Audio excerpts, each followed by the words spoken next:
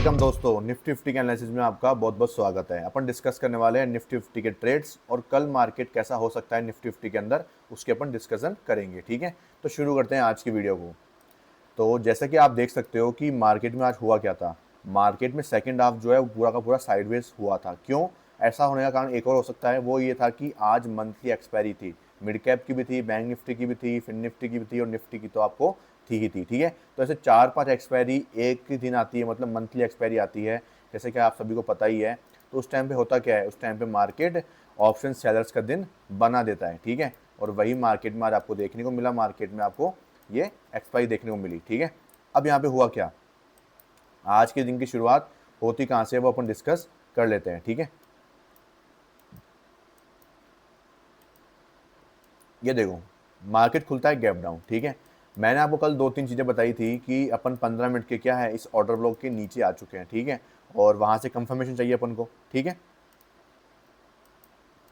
ये देखो यहाँ पे प्राइस ने क्या किया, 3 मिनट के ऊपर कंफर्मेशन दे दी, क्योंकि मैंने आपको बोल दिया था कि मार्केट ऑर्डर ब्लॉक से काफ़ी नीचे आ चुका है, तो अपन को अब चाहिए 3 मिनट के ऊपर कंफर्मेशन। 1 मिनट के ऊपर काम नहीं चलेगा। ठीक है, मार्केट ने इसके नीचे यहाँ पे क्या करी, क्लोजिंग करी, इसकी लिक्विडिटी ली, एक्सटर्नल रेंज लिक्विडिटी हो गई है अपनी। ठीक है, इस स्विंग लो के नीचे की लिक्विडिटी ले ली, मतलब कि अपनी ये एक्सटर्नल रेंज लिक्विडिटी हो गई। उसके बाद मार्केट ने क्या किया, यहाँ पे एमएसएस किया, मार्केट स्ट्रक्चर शिफ्ट कर दिया, और यहाँ पे डिस्प्लेसमेंट भी था ही था। अपन को यहाँ पे इंड्यूसमेंट की रिक्वायरमेंट इसलिए नहीं थी क्योंकि प्राइस ऑर्डर ब्लॉक के नीचे आ चुकी थी, मतलब कि प्राइस ने इस ऑर्डर ब्लॉक जो कि अपना एक पीओआई जोन है उसकी लिक्विडिटी ऑलरेडी मार्केट ने ले ली है। ठीक है, और इसलिए अपन को यहाँ पे इंड्यूसमेंट की रिक्वायरमेंट नहीं पड़ी। बट अपनी जो एंट्री है वो मिस कैसे हुई, अपन ने एंट्री जो है वो कैसे मिस कर दी वो देखते हैं। अपन स्पोर्ट चार्ट को फॉलो करते हैं और आप देखोगे यहाँ पे प्राइस ने स्पोर्ट चार्ट के डिस्काउंटेड जोन में ना कोई एंट्री दी। ठीक है, प्राइस ने जस्ट सिंपली एफईजी में टैप किया और ऊपर की तरफ मूव कर गया। ठीक है, अब वैसे अगर अपन देखा जाए तो डिस्काउंटेड जोन में एंट्री ना आने का कारण एक ये भी हो सकता था कि सिंगल एफईजी थी, तो डिस्काउंटेड जोन में नॉट ए कंपलसरी। ठीक है, दैट्स वाई। और अगर अपन प्रीमियम का चार्ट देखते हैं तो प्रीमियम के चार्ट के अंदर प्राइस क्या करती है, डिस्काउंटेड जोन में भी आती है और एफईजी में भी टैप करके जाती है। ठीक है, दैट्स वाई प्रीमियम में टैप हो जाता है अपना डिस्काउंटेड जोन, इसमें टैप नहीं होता है। बट थोड़ा सा अपन कंफ्यूजन में रह जाते हैं और अपन ये जो एंट्री है उसको मिस कर देते हैं। बट मैं ये बोलूँगा कि जो अपनी एंट्री मिस हुई वो बहुत ही अच्छी एंट्री मिस हो गई। क्यों, क्योंकि आप देखोगे मार्केट का जो मोमेंटम था वो कुछ देर का था, उसके बाद जो साइडवेज मोमेंटम दिखा है ना भाई, ये मान लो आप परेशान रहते। 10:30 बजे के बाद में, 10:30 ही क्यों ले रहे हो आप 10 बजे से ले रहे हो, 10 बजे तक मार्केट का मोमेंटम था, मतलब कि मुश्किल से मुश्किल 45 मिनट मार्केट का मोमेंटम रहा। और उसके बाद पूरा दिन मार्केट ने एक ही रेंज में निकाल दिया, वो भी कितनी सी रेंज, 650 से 627 से लेकर 670 तक, मतलब से 30 पॉइंट इधर 30 पॉइंट उधर, 60 पॉइंट की रेंज में पूरा मार्केट निकल गया आज का दिन, क्योंकि वो एक्सपायरी थी मंथली। तो आज आपको पूरा का पूरा प्रीमियम डिके देखने को मिला। ठीक है, बट फिर भी अपन ने प्रॉफिट जनरेट किया। वो कैसे कैसे किया एक बार थोड़ा डिस्कस करेंगे। जो लोग टेलीग्राम पे ज्वाइन है मेरे, उनको तो पता ही होगी, मैंने उनको समझा भी दिया था, बता भी दिया था। और अगर आपको भी लाइव मार्केट में कुछ एनालिसिस चाहिए होती है ना, जो मैं आपको प्रोवाइड करवाता हूँ फ्री ऑफ कॉस्ट, तो आप जाके ज्वाइन कर सकते हो टेलीग्राम को, ताकि आपको भी ऐसे इंपॉर्टेंट अपडेट्स मिल जाएं जो मैं आपको तुरंत वहीं पे दे पाता हूँ, क्योंकि वीडियो तो बन नहीं सकती यूट्यूब पे हर वक्त। ठीक है, दैट्स वाई। तो यहाँ पे जैसे ही प्राइस ने एमएसएस किया तो यहाँ पे तो 3 मिनट के हिसाब से एंट्री बन चुकी थी। ठीक है, और अगर अपन देखें 1 मिनट का स्ट्रक्चर, तो 1 मिनट के स्ट्रक्चर के अंदर प्राइस ने करा क्या था वो अपन डिस्कस कर लेते हैं, ताकि मैं आपको आज के मेरे ट्रेड समझा सकूं। तो कल प्राइस ने यहाँ पे ब्रेक ऑफ स्ट्रक्चर किया था और यहाँ पे प्राइस ने इसका इंड्यूसमेंट डन कर दिया था। अब ये इंड्यूसमेंट क्यों नहीं हुआ, क्योंकि इस कैंडल ने प्रीवियस का हाई और लो लिया हुआ है, और ये जो कैंडल है वो इस पुलबैक के डाउन साइड में सिचुएटेड है। दैट्स वाई अपन ने ये वाला पुलबैक एज ए इंड्यूसमेंट की तरह नहीं लिया, अपन ने ये इंड्यूसमेंट लिया। इंड्यूसमेंट लेने के बाद में प्राइस में क्या करता है, यहाँ पे अपने जो बायस थे वो डाउन साइड के थे, तो अपन ने सेल साइड का कुछ प्लानिंग करने की सोची थी। तो जैसे ही मार्केट इंड्यूसमेंट के ऊपर जाता है और अपन को यहाँ पे कंफर्मेशन देखने को मिलती है, कैसे कंफर्मेशन, कि प्राइस यहाँ पे एक पुल बैक बनाता है और इसकी लिक्विडिटी मार्केट ले लेता है। उसके बाद में यहाँ पे डिस्प्लेसमेंट के साथ में प्राइस क्या करता है, एमएसएस करता है, और इसी जो डिस्प्लेसमेंट आता है इसमें अब इस एफईजी के ऊपर अपनी क्या होती है, एंट्री होती है। और इस एंट्री में मार्केट थोड़ा बहुत तो मूव करता है, अपन को 10 से 11,000 15,000 तक का प्रॉफिट दिखाई देता है, क्योंकि अपन ने क्वांटिटी 1000 की ली थी। दैट्स वाई आपको ये 1000 का जो क्वांटिटी है उसमें आपको ये 10 से 15,000 का प्रॉफिट दिख रहा था। बट अपन रिस्क टू रिवॉर्ड रेशो पे काम करते हैं, तो अपन ने वेट किया और अपन ने क्या देखा कि 1:2 अपन लेके निकलेंगे, बट मार्केट को कुछ और ही मंजूर था आज, और मार्केट ने अपना स्टॉप लॉस हंड कर लिया। उसके चलते मार्केट में अपना जो पहला स्टॉप लॉस था वो कितने का गया, अपना गया यहाँ पे 1000 के हिसाब से 22,000 का मुझे लॉस फेस करना पड़ा पहले ही ट्रेड के अंदर, ठीक है, दिन के शुरुआत के अंदर। उसके बाद अब यहाँ पे मैंने कोई भी जल्दीबाजी नहीं करी है दोस्तों, ठीक है, मैंने अपना दिमाग का यूज़ किया, तरीके से देखा चार्ट को, स्ट्रक्चर को समझा कि भाई अगर मार्केट ने मेरा स्टॉप लॉस हंट किया है, मतलब अगर वो सेलिंग में नहीं जाना चाहता तो वो बाइंग में जाना चाहता है। और कहीं ना कहीं मुझे पता था कि भाई मार्केट को बाइंग में जाना है, बट मैं इस चक्कर में रह गया कि जो ये अपना डिस्काउंटेड ओबी है वो टैप होना पेंडिंग का, तो क्या मार्केट यहाँ से फॉल कर सकता है, ठीक है, और इसीलिए मैं उसमें रुका रहा, ठीक है, दैट्स वाई। तो अब यहाँ पे हुआ क्या, मार्केट ने अपना स्टॉप लॉस लिया। अब स्टॉप लॉस लेने के बाद में मार्केट ने रिडक्शन के साथ में नीचे आया, तो यहाँ पे अपना जो मेजर चौक था जो कि मार्केट को यहाँ पे करना था, वो मार्केट ने यहाँ पे जाके डन किया। अब जब मार्केट ने चौक कर दिया है, तो जो अपना ये ओबी था, ये जो अपना ये वाला जो ओबीए पूरा जो जोन था ये वाला, ठीक है, ये अपना क्या बन गया, अब एज ए सपोर्ट की तरह काम करेगा, क्योंकि पहले क्या था, रेजिस्टेंस था ये एक तरह का, तो अब ये सपोर्ट की तरह काम करेगा जब मार्केट ने इसको ब्रेक कर दिया, साथ ही साथ में चौक भी कंफर्म कर दिया है। दैट्स वाई मैंने क्या किया, यहाँ पे एक कॉन्ट्रा ट्रेड प्लान किया और इसी रिट्रेस के ऊपर यहाँ पे इस कैंडल के ऊपर मैंने बाइंग का प्लान किया, और मैंने यहाँ से लेकर मैंने यहाँ तक का होल्डिंग किया था, ठीक है। बट यहाँ पे मैंने 15 मिनट का ये ऑर्डर ब्लॉक जो है वो मार्क करके रख रखा था, और मैं वेट कर रहा था कि अगर मार्केट यहाँ पे बिना कोई कंफर्मेशन के ऊपर निकल जाता है तो मैं उसको होल्ड कर दूंगा, ठीक है। मैं ट्रेलिंग करता हुआ आ रहा था, और यहाँ पे प्राइस ने क्या किया, जो अपना यहाँ पे चौक किया था उसका यहाँ पे इंड्यूसमेंट किया, ठीक है। अब आप देखोगे इंड्यूसमेंट करने के बाद में प्राइस के नीचे ये ऑर्डर ब्लॉक था, वहाँ पे प्राइस ने क्या किया, इस ऑर्डर ब्लॉक के ऊपर भी टैप कर दिया और सिंगल कैंडल ऑर्डर ब्लॉक का फॉर्मेशन कर दिया। उसको कंफर्म करने के लिए नेक्स्ट कैंडल इसके ऊपर क्लोज भी कर गई, ठीक है। अब यहाँ से प्राइस ने अपना जो बॉस था उसको टारगेट डन भी कर दिया, लेकिन उसको स्वीप भी कर दिया, मतलब कि एक्चुअल बॉस तो हुआ ही नहीं है, कि मतलब कि प्राइस मोमेंटम फिर से आ सकता है क्या। तो इसको अपन डायरेक्ट स्कोप पे तो एंट्री कर नहीं सकते थे, ठीक है। अगर प्राइस इसको बिना टारगेट करे यहाँ से टैप करके ऊपर जाती तब तो अपनी एंट्री सही होती, लेकिन प्राइस ने पहले गैप अप खुल के यहाँ पे टारगेट डन करा बॉस का और फिर नीचे आया। तो अपन ने क्या किया, इस स्कोप की लिक्विडिटी स्वीप होने का वेट किया। जैसे ही स्वीप हुई अपन ने यहाँ पे एंट्री प्लान करी, ठीक है, और यहाँ से लेकर यहाँ तक का अपन ने थर्ड ट्रेड प्लान किया। मैं सेकंड ट्रेड बताना भूल गया आपको कि यहाँ पे मैंने अपना जो ये ट्रेड था वो मैंने एग्जिट कर दिया था, ठीक है। यहाँ पे ट्रेलिंग में मैंने इसको यहाँ पे एग्जिट कर दिया था, ठीक है, इस ट्रेड को, क्योंकि प्राइस में क्या हो चुका था, जो ये बॉस था वो स्वीप हो चुका था। जब प्राइस यहाँ पे फॉल करा तो मैंने यहाँ पे इसको एग्जिट कर दिया था, ठीक है। बस थोड़ा बहुत रुकता तो मैं अच्छा खासा प्रॉफिट फिर से बना सकता था, बट मैंने उस ट्रेड को वहीं पे प्रॉफिट में एग्जिट किया और मेरा जो लॉस था उसको मैंने कवर अप यहाँ पे कर दिया था मोस्ट ऑफ, ठीक है। उसके बाद में मेरा थर्ड ट्रेड में मुझे अच्छा खासा प्रॉफिट हुआ और मैं यहाँ पे आ चुका था, ठीक है। तो उस केस में मैंने आपको 17,000 का प्रॉफिट जो मैंने शेयर किया था मेरा वेरीफाई P&L, वो आपके सामने टेलीग्राम पे मौजूद है, आप जाके चेकआउट कर सकते हो, ठीक है। यहाँ तक मेरी जो प्रॉफिटेबल था दिन का वो 17,000 के आसपास चल रहा था। उसके बाद क्या किया, प्राइस ने अपना जो बॉस था वो फिर से लिक्विडिटी स्वीप कर ली उसकी और फिर फॉल दिया। अब मैंने आपको टेलीग्राम पे एक चीज़ समझाई थी कि ये एज ए चौक कंसिडर नहीं हो सकता, एज ए MSS कंसिडर नहीं हो सकता, ठीक है। हाँ, MSS आप इस 15 मिनट के हिसाब से इसको मान सकते हो, बट चौक की तरह कंसिडर नहीं कर सकते।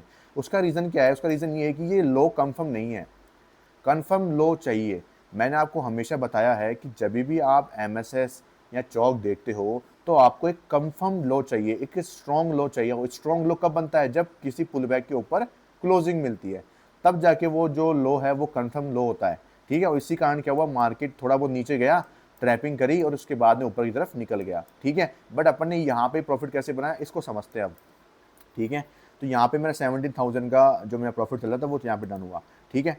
अब यहाँ पे उम्मीद क्या थी कि जब मार्केट ने ये स्वीप किया तो मैंने यहाँ पे फिर से रिस्क प्लान किया था, ठीक है।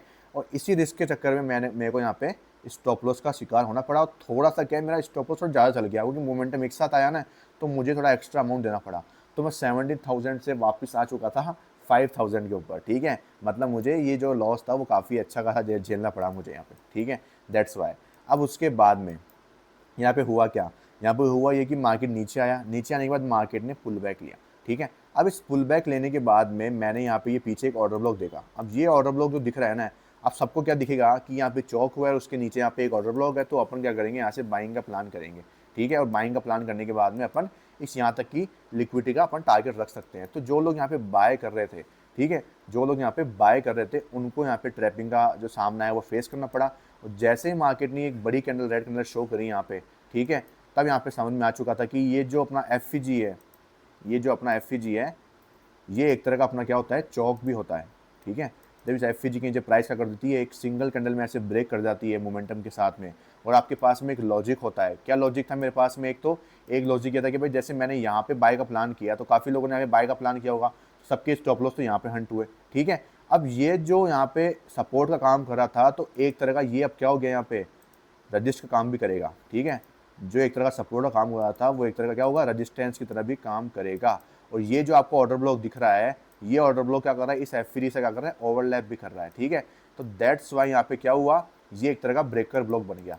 आप देखोगे प्राइस ने पहले हाई साइड की लिक्विडिटी ली, फिर यहाँ पे डाउन साइड की लिक्विडिटी ली, अब प्राइस यहाँ पे रिट्रेस कर रहा था, और रिट्रेस करने के बाद मैंने डायरेक्ट एंट्री प्लान नहीं करी।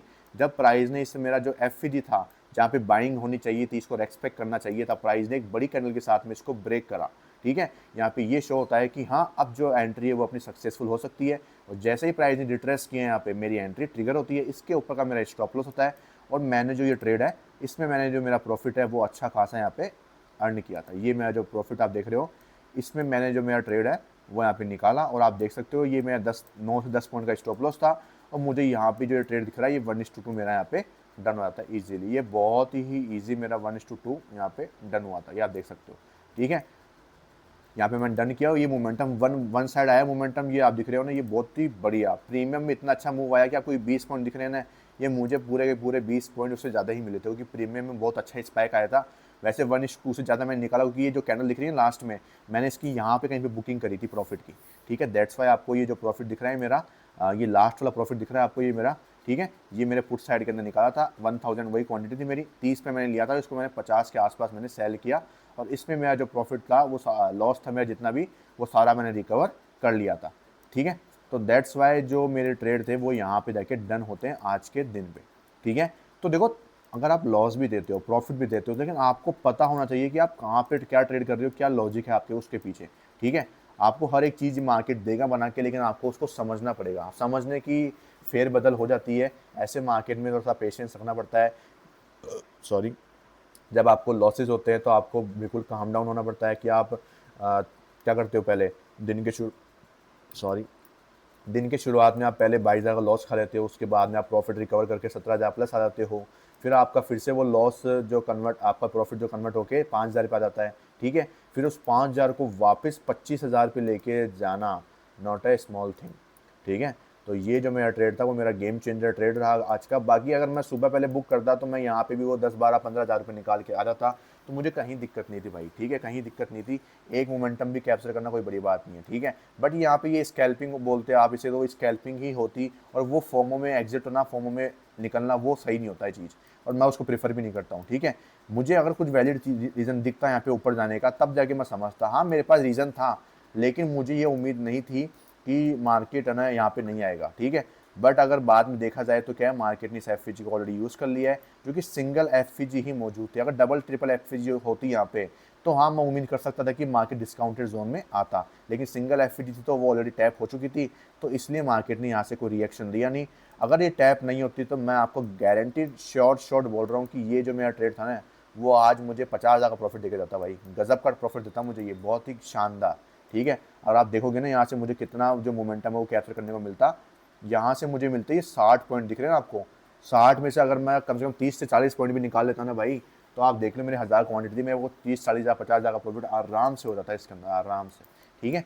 दैट्स वाई, तो ठीक है, कई बार आपको मार्केट जो है वो आपके फेवर में ही जाता, कई बार आप उस मार्केट में वो सिचुएशन नहीं देख पाते जो आपको देखनी चाहिए, ठीक है। तो ऐसे क्या होता है, अपन से भी गलती होती है, इंसान है अपन, अपने से गलती हो सकती है, तो गलती होती है तो एक्सेप्ट करो, इसलिए तो स्टॉप लॉस बनाया गया है कि गलती हो गई आपसे, निकल जाओ, ठीक है। नेक्स्ट मौका आएगा तब आप वापस कर लेना ट्रेडिंग, ठीक है। लेकिन आप चाहो कि नहीं मैं तो स्टॉप लॉस देना ही नहीं चाहता, मैं तो मार्केट को मैं तो दूंगा ही नहीं बिल्कुल, तो आप यहाँ पे नहीं निकलते, तो आप सोचो, मार्केट पूरा दिन ऊपर रहा है, ऊपर ही क्लोज हुआ है, आप यहाँ पे एग्जिट नहीं करते 560 पे, मार्केट 600 पे क्लोज हुआ है, 40 पॉइंट ऊपर भाई, ठीक है। और ये तो आज एक्सपायरी तो वैसे आपका जीरो जाता, ठीक है, अगर मंथली एक्सपायरी ली होती तब की बात अलग है, समझ गए। तो ये सीन रहा आज मार्केट का पूरे दिन का। अब आगे चलते हैं कि ये क्या मार्क कर रखे हैं मैंने, तो इनको समझ लेते हैं एक बार। ये मैंने मार्क ऐसे करे कि ये 15 मिनट का जो ओबी था वहाँ पे प्राइस ने टैप किया और यहाँ से मोमेंटम दिया। उसके बाद में हुआ क्या कि प्राइस ने जो टैप करने के बाद यहाँ से मोमेंटम देना शुरू किया, तो मैंने इसकी लिक्विडिटी मार्क करी, ये MSS हुआ तो मैंने इसको एज ए ये ऑर्डर ब्लॉक मैंने ऐसे मार्क करके रख रखा था, ठीक है, थोड़ा नीचे हो गया था।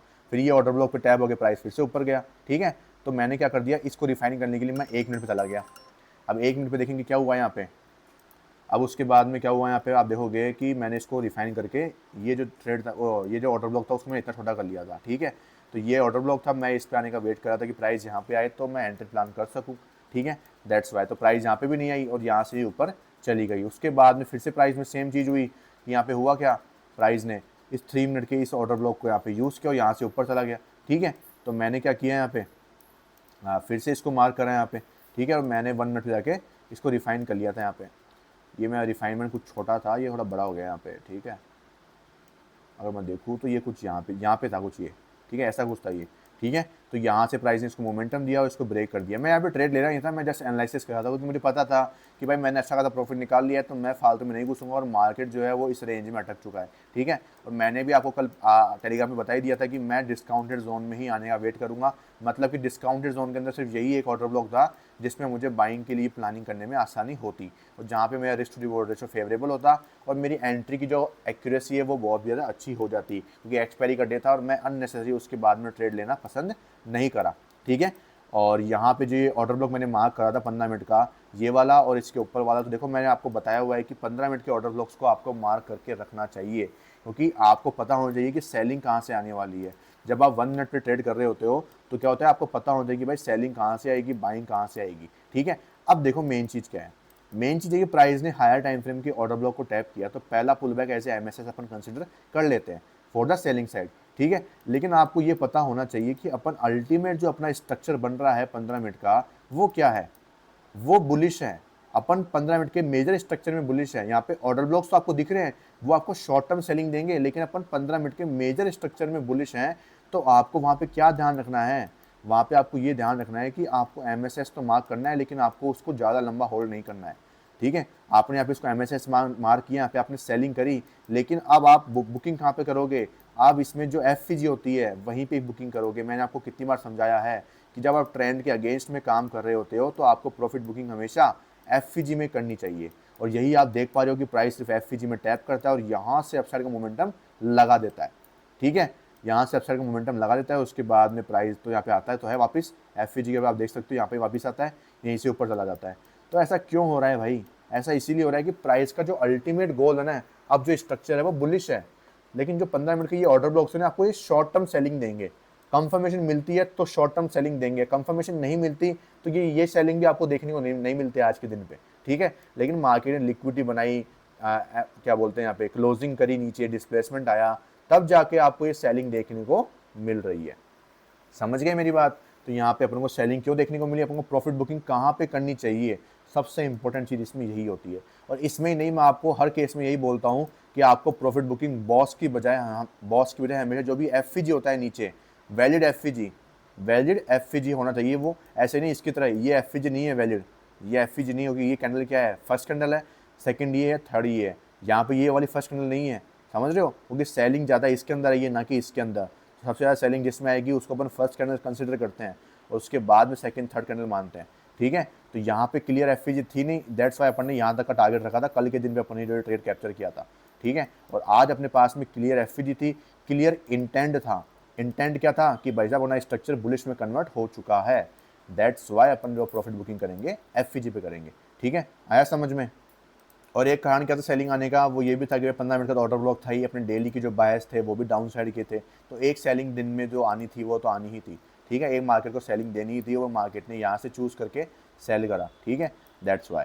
तो ये अपना क्या हुआ, आज के मार्केट का पूरा डिटेल में कन्वर्जेशन मैंने आपको सामने कर दिया कि आपको कैसे कैसे क्या क्या चीज़ों का ध्यान रखना चाहिए जब आप मार्केट में काम कर रहे होते हो, तो ठीक है। 15 मिनट के ऑर्डर ब्लॉक्स का ध्यान रखो, डेली बायर्स का ध्यान रखो, उसके बाद में अगर कंफर्मेशन मिलती है आपको तो आप ये चेक करो कि मेरा जो स्ट्रक्चर है, मेरा जो मेजर स्ट्रक्चर है जिसमें मैं इंट्राडे करता हूँ, जो मेरा 15 मिनट का स्ट्रक्चर है, क्या वो बुलिश में है, क्या वो बियरिश में है। अगर वो बुलिश में है, अगर आपको सेलिंग अपॉर्चुनिटी मिल रही है तो आपको प्रॉफिट बुकिंग इतनी ही करनी है जहाँ पे लास्ट FVG खत्म हो जाती है, ठीक है। क्योंकि वहाँ से देखोगे बाइंग इतनी फास्ट आती है ना, रिकवरी का मौका ही नहीं देता मार्केट, क्योंकि सब लोग क्या करते हैं, यहाँ तक का टारगेट रखते हैं। अब आप देखोगे यहाँ से यहाँ तक के टारगेट में कितना फ़र्क है, यहाँ से यहाँ तक के टारगेट में ऑलमोस्ट 17 पॉइंट का फ़र्क था। तो कोई ध्यान नहीं रहता इस चीज़ को, और वो फंस जाते हैं, और फिर वो रिवर्सल आता है ना तो वो निकल ही नहीं पाते, वो इमोशंस को कंट्रोल ही नहीं कर पाते। वो देखते हैं कि मैं इस प्रीवियस स्विंग हाई पे रख लेता हूँ, फिर वो भी हंट हो जाता है, ठीक है। वो थोड़ा शिफ्ट करके इसके ऊपर ले जाते हैं तो वो ये भी हंट हो जाता है। तो वो देखते हैं, अरे यार भाई ये हो क्या रहा है, तो वो यही होता है भाई, वो यही होता है, ठीक है। तो आई होप आपको कुछ सीखने को मिला होगा मेरी आज की वीडियो में। अब आगे चलते हैं, कल मार्केट में अपन को क्या देखने को मिल सकता है उसके ऊपर हम बात कर लेते हैं। तो कल मार्केट में आपको बुलिश मोमेंटम ही जो है वो परस्यू होते हुए देखने को मिल सकता है, मतलब कंटिन्यू होते हुए देखने को मिल सकता है, ठीक है। ऐसा मैं क्यों बोल रहा हूँ, ऐसा मैं इसलिए बोल रहा हूँ क्योंकि प्राइस ने जो है 3 मिनट के ऊपर कंफर्मेशन तो दे दी है, ठीक है। बट मैं आपको एक चीज़ और बोलना चाहूँगा, वो क्या है, वो ये है कि जो मोमेंटम है ना वो कहाँ तक आ सकता है। तो आप देखोगे कि अपना जो ये एफ था, ये इस लैग में जो ये एफ था अपने पास में, ये वाला, ये एफ दिख रहा है ना, ये एफ यहाँ तक ही मार्केट को जाना था। ये ऑर्डर फ्लो कंपलसरी नहीं है, क्यों नहीं है, क्योंकि F is the ultimate goal of the market. Market ने अपने जो सारे ऊपर के एफ है, देखोगे यहाँ पे एफ था नहीं, यहाँ पे जो एक था यहाँ पे फिल हो चुका था, और उसके बाद में यहाँ पे आया नहीं। ये जो आपको दिख रहा है यहाँ पे, जो पहली कैंडल है, ये दूसरी है, और ये तीसरी कैंडल थी अपनी। तो ये जो कैंडल दिख रही है ना, इसके बीच का एफ ये वाला, तो मार्केट ने यार इसको डन कर दिया। देखोगे यहाँ से कितनी तगड़ी सेलिंग आई है। तो तगड़ी सेलिंग क्यों आई है, कि कल मार्केट अब नीचे जाने वाला है। इसका एक रीज़न और बताता हूँ मैं आपको, कल मार्केट आपको यहाँ तक आता हुआ दिखाई देगा, क्योंकि इस कैंडल का आप देख लो, इसने क्या किया है, इसने प्रीवियस जो कैंडल है उसके हाई लोस को ले लिया, और ये एक इनवैलिड कैंडल है जिसकी लिक्विडिटी मार्केट हंट करने के लिए आ सकता है। इसके नीचे बहुत सारी लिक्विडिटी मौजूद है। लिक्विडिटी क्यों मौजूद है, क्योंकि आपको पता है कि मार्केट क्या है यहाँ पे, जो है डाउन साइड में जाने को तैयार है। अब यहाँ पे बहुत सारे लोगों ने बाय किया है ना, सबके स्टॉप लॉस यहाँ पे मौजूद है, तो मार्केट नीचे की तरफ लिक्विडिटी लेने ज़रूर जाएगा ही जाएगा, ठीक है। और एक और चीज़, आपको पता है कि जब मार्केट डाउन साइड में जा रहा होता है, मार्केट डाउन ट्रेंड में कन्वर्ट होता है, तो लिक्विडिटी कहाँ पे मौजूद होती है, अप साइड की तरफ मौजूद होती है, क्योंकि ऊपर क्या होते हैं, स्ट्रॉन्ग हाइज होते हैं। देखो यहाँ पे स्ट्रॉन्ग हाइज है ये सारे, ये क्या है, सिक्योर हाइज है सारे, ठीक है। एक बार ही मार्केट इनको ब्रेक नहीं कर रहा है, ब्रेक नहीं कर रहा है। और इसके ऊपर भी क्या थी, लास्ट स्विंग हाई के ऊपर, अपना रिसेंट जो स्विंग हाई था उसके ऊपर भी लिक्विडिटी मौजूद होगी, ठीक है, क्योंकि अपना क्या था, स्ट्रॉन्ग स्विंग हाई था। दैट्स वाई मार्केट ने इसकी लिक्विडिटी हंट करी, और इसके ऊपर अपना जो एफ था, जो लास्ट पीओआई जोन था इस लैग के अंदर, मार्केट ने उसको यूज कर लिया। और एक कारण और क्या था, मंथली बायस जो है अपने वो डाउन साइड के थे ही, मार्केट ने यहाँ पे अपना जो एमएसएस है वो कर ही दिया था, और मार्केट जो है उस एमएसएस को कंसिडर करते हुए डाउन साइड में अच्छा खासा गिर भी रहा है, ठीक है। मार्केट ने यहाँ पे क्या किया है, कंसोलिडेशन किया है। मार्केट ने यहाँ पे क्या कर दिया, मैनिपुलेशन कर दिया। मार्केट कल क्या करेगा, डिस्प्लेसमेंट करेगा, समझ रहे हो। तो वो डिस्प्लेसमेंट आपको यहाँ तक और यहाँ तक देखने को मिल सकता है दोस्तों, ठीक है। तो अपन अब बाय की साइड नहीं, अपन अब सेल की साइड प्लान करने की सोच रहे हैं, ठीक है। हाँ, मैं एक बार आपको ये जरूर बोलूंगा कि जब प्राइस इस लेवल पे आएगा, इस लेवल पे आएगा, तब बिना कोई कंफर्मेशन के, एक मिनट में जब कंफर्मेशन मिलेगा तभी ही आप प्लान करना, वो भी ज़्यादा बड़ा प्लान मत करना, मैं इतना बोलूँगा, ठीक है। यहाँ से आपको सिर्फ, अगर मार्केट है ना क्या करता है, यहाँ पे नीचे गिरता है ना, गिरेगा तो क्या होगा, यहाँ पे चांसेस ये हैं कि मार्केट थोड़ा सा मोमेंटम दे दे। तो मैं बोलूँगा कि अवॉइड ही करो, सेलिंग में जाने की कोशिश करना, ठीक है। सेलिंग में प्लान करने की कोशिश करना। अब सेलिंग में प्लान कैसे करोगे वो समझ लेते हैं। तो भाई सेलिंग में प्लान करने के लिए सिंपल सी एक चीज़ है, वो ये है, मैं इसको हटाता हूँ पहले एक बार, ताकि आपको अब स्ट्रक्चर थोड़ा क्लियर दिख सके, ठीक है। इनको हटाते हैं, ओके, इनको हटा देते हैं, ठीक है। अब मार्केट ने क्या किया है, बॉस की लिक्विडिटी को स्वीप किया है, ठीक है। यहाँ पे बॉस की लिक्विडिटी स्वीप हुई है, बॉस की लिक्विडिटी स्वीप हो चुकी है। तो अगर मार्केट अब क्या करता है, यहाँ पे अपन को कोई है ना एसएमटी का फॉर्मेशन करके देता है, एसएमटी का फॉर्मेशन करके देता है विद इंड्यूसमेंट, तो अपन यहाँ पे क्या करेंगे, सेलिंग का प्लान करेंगे। जैसे अपन हायर टाइम फ्रेम पे करते हैं ना, वैसे अपन लोअर टाइम फ्रेम पे कर सकते हैं, क्योंकि यहाँ पे बहुत सारे एरियाज ऐसे हैं, कॉन्फ्लुएंस जो कर रहे हैं अपन को, मतलब कंफर्मेशन दे रहे हैं अपन को कि अपन सेलिंग में जाना अपन को ज़्यादा सही है, ठीक है। अपन सेलिंग कर सकते हैं। तो अपन यहाँ पे क्या करेंगे, मेथड देखेंगे कैसे। सपोज करो प्राइस क्या करती है, यहाँ पे बंद हुई है, 91 बंद हुई है यहाँ पे, ठीक है, यहाँ पे बंद हुई है, प्राइस नीचे आती है, एफ बनाती है यहाँ पे, यहाँ पे आपको दिख रहा है ये एफ यहाँ से प्राइस क्या करती है, एक पुल बैक लेती है। पुल बैक लेने के बाद में यहाँ पे क्या करती है, एमएसएस कर देती है, ठीक है। एमएसएस करने के बाद में अब यहाँ पे प्राइस क्या करती है, एक पुल बैक और बनाती है, और ये पुल बैक बनाने के बाद में अब ये तो इंड्यूसमेंट हो जाएगा, इसके ऊपर यहाँ पे ये ऑर्डर ब्लॉक हो या ये वाला ऑर्डर ब्लॉक हो, अगर जो भी ऑर्डर ब्लॉक बनता है वहाँ से अपन को सेलिंग करने में आसानी होगी, ठीक है। स्टॉप लॉस अपन क्या कर सकते हैं कि जो इतनी बड़ी कैंडल है इसका 50% आप स्टॉप लॉस में कन्वर्ट कर सकते हो, ताकि जो इतनी बड़ी कैंडल है वो तो स्टॉप लॉस वैलिड नहीं है, पहली बात तो, ठीक है। दैट्स वाई बाकी चांसेस है कि मार्केट इतना ऊपर जाके भी गिर सकता है, कोई बड़ी बात नहीं है। तो स्टॉप लॉस सेफ तो यहीं पे ही है, वो तो मार्केट में जो कंडीशन रहेगी अपन उसके अकॉर्डिंग भी थोड़ा बहुत प्लानिंग कर लेंगे। ठीक है, तो आपको समझ में आ गया होगा कि कैसे अपन को सेलिंग के लिए प्लानिंग करनी चाहिए और क्यों करनी चाहिए, इसका रीज़न भी अपने पास में वैलिड मौजूद है। ठीक है, तो कल के लिए अपने सेलिंग प्लान करेंगे। उसके बाद में कल यहाँ पे जाके प्राइस क्या कर देती है, चौक कर देती है, तो अपन जो अपना कंटिन्यू स्ट्रक्चर होगा उसको अपन आके परस्यू करेंगे, मतलब फॉलो करेंगे। ठीक है, तो आज की वीडियो में इतना ही करेंगे। और फॉरेक्स की जो एनालिसिस है वो अपन इसलिए रोक रखे हैं अभी कि मैं अभी आपको थोड़ा निफ्टी 50 पे थोड़ा सा अच्छा सिखाना चाहता हूँ। ठीक है, कि निफ्टी 50 पे आप थोड़ा पैसा कमाना सीखो।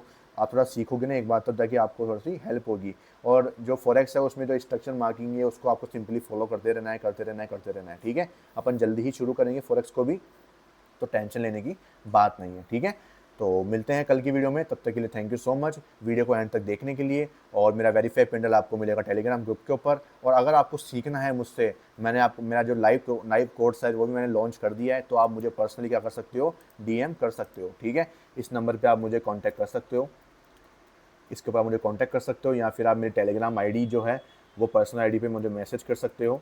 ठीक है, ये मेरी पर्सनल आईडी है, आप जाके मुझे इसमें मैसेज कर सकते हो। आपको जो फोटो दिखेगी वो ये वाली फोटो दिखेगी उसके ऊपर। ठीक है, तो आप जाके मुझे मैसेज भी कर सकते हो अगर आपको मेरे लाइव कोर्स से रिलेटेड कोई भी जानकारी चाहिए। तो अगर आपको मेरी ऑप्शन बाइंग और सेलिंग की स्ट्रेटजी चाहिए वो भी आपको मिल जाएगी। और अगर आपको रिकॉर्डेड कोर्स चाहिए तो वो मैं इस मंथ के एंड तक जो है कंप्लीट कर दूंगा, और उसकी प्राइस आपको लाइव कोर्स से थोड़ी कम मिलेगी। क्योंकि देखो उसमें क्या चीज़ है, उसमें अपन एक दिन ही डाउट सेशन रखेंगे, संडे को रखेंगे, और उसमें फिर मेन चीज़ क्या है कि है ना, क्या बोलते हैं, आपको 1-to-1 जो है कन्वर्सेशन वो सिर्फ संडे को ही मिलेगी। ठीक है, डाउट सेशन में मिलेगी, लेकिन लाइव में आपको जो भी डाउट्स होते हैं वो आप मुझे हैंड टू हैंड पूछ सकते हो, तो आपको बहुत सारे बेनिफिट मिलते हैं। साथ ही साथ में आपको लाइव क्लास में बेनिफिट ये मिलेगा कि जो मेरी ऑप्शन बाइंग और सेलिंग की स्ट्रेटजी है, प्लस मेरी जो फॉरेक्स की जो स्ट्रेटजी है, वो भी आपको लाइव कोर्स में फ्री ऑफ कॉस्ट मिलेगी। लेकिन रिकॉर्डेड कोर्स में आपको वो दोनों स्ट्रेटजी नहीं मिलेगी। ठीक है, तो ये कुछ फ़र्क है। और डिस्कॉर्ड कम्युनिटी का जो एक्सेस है वो दोनों ही केसेस में आपको मिलेगा, मेरे लाइव कोर्स में मिलेगा और मेरे रिकॉर्डेड कोर्स में भी आपको मिलेगा। ठीक है, तो thank you so much video देखने के लिए, मिलते हैं कल के दिन पे।